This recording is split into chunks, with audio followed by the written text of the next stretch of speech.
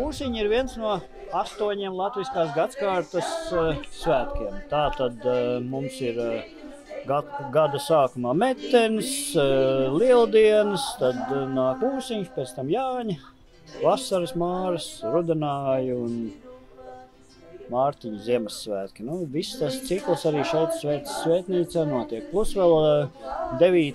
tas ir veļu vakars. Faktiski tas nozīmē, ja gadā 52 nedēļas, tas iznāk ik pa 5 nedēļām kaut kādu no gadskārtas svētkiem šeit. Ūsiņi tie tiek uzskatīts par tādu vīrišķā spēka daudzināšanas rituālu. Ja?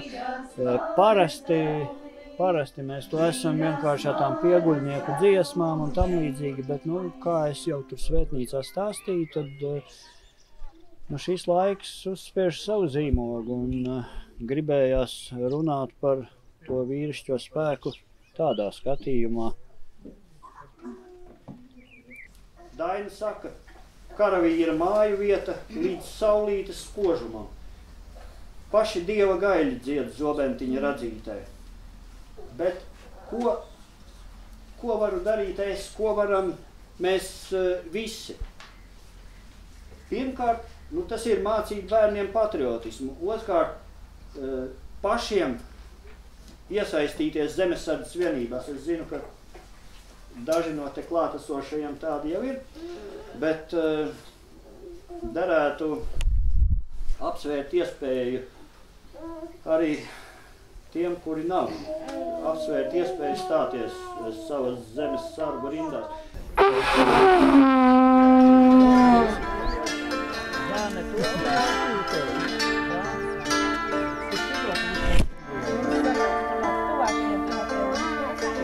Ejam tuvāk vēl.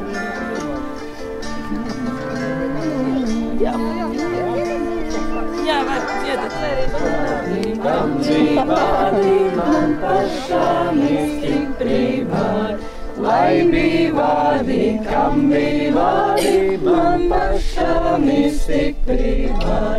Daugā viņu noturēju, lietu duru vidiņā, daugā viņu noturēju. Dievturība jau nav reliģija tādā izpratnē, kā to parasti cilvēku uztver, ka tā ir ticība. Ja? Jā, tā daudz saka, es jau neesmu ticīgais, kāds es tur dievturs. Dievturība nav ticība, tā ir atskārsme, es tā to jūtu. Ja? Tas strādāts ar manām sajūtām. Un tāpēc katram tā dievturība var būt citādāka.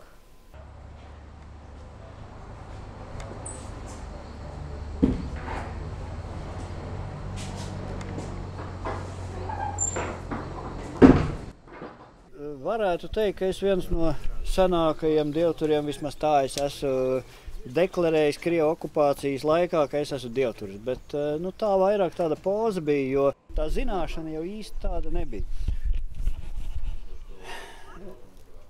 Un tad man dzīvē kad tādi traumatiski brīži, tad cilvēks vairāk sāk par garīgām lietām domāt. Un man tā bija, ka man nelaimes gadījumā gāja sieva bojā, un es paliku viens ar 3 bērniem, tad es uzreiz tā kļuvu par tēvs māmiņu.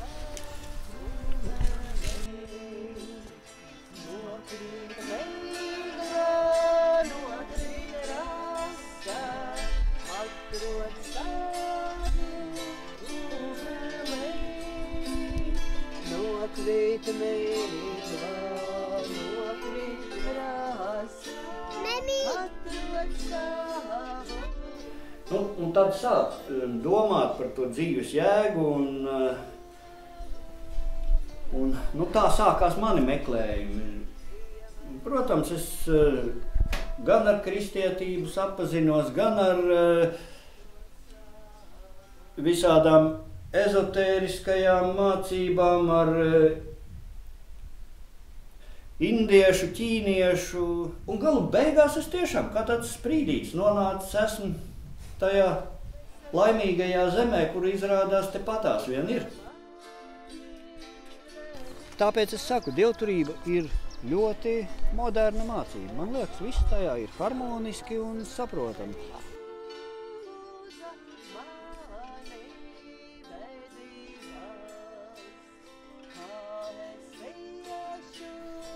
Katehisms tas ir kādas mācības izklāsts tādā jautājumu un atbilžu formā, un tieši tā tas ir taisīts.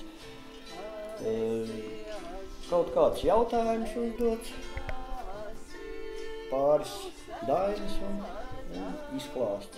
Mūsu bībele ir Latviju dainu sējumi.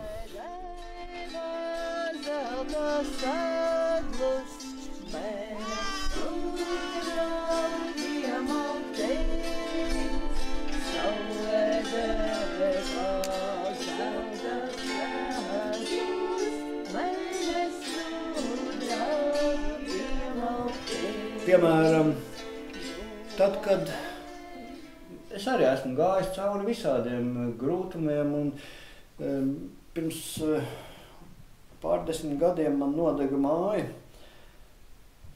un es pat tajā reizē, tādā izmisumā pats debesīm prasīju, vai man ir jēga vairs tur kaut ko atjaunot, varbūt man vienkārši jāpamet to visu. Saņēmu tādu, es uzrunāju gan Dievu un Māru, gan senču veļus un saņēmu tādu jocīgu atbildi. Tā visi palīdzēsim.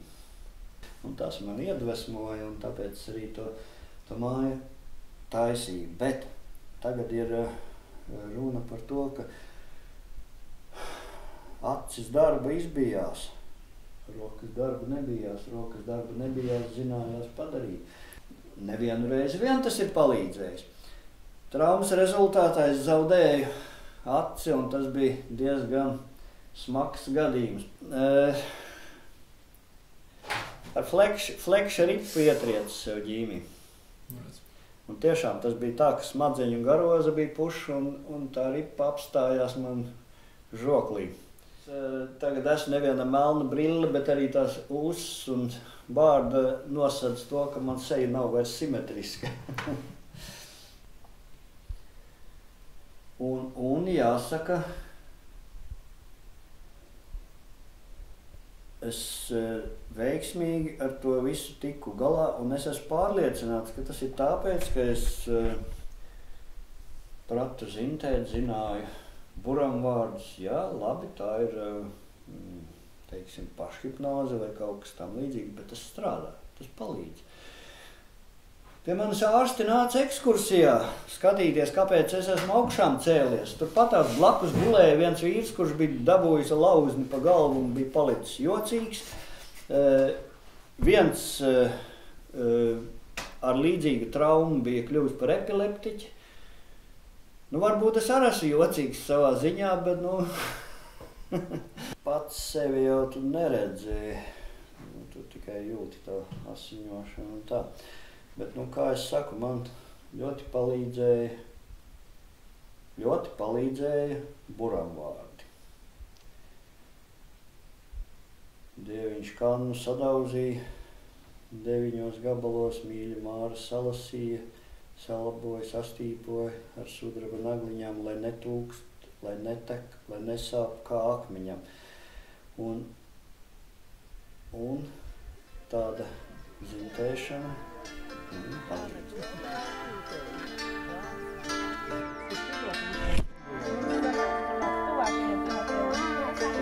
Ejam tuvāk, vēl vienu.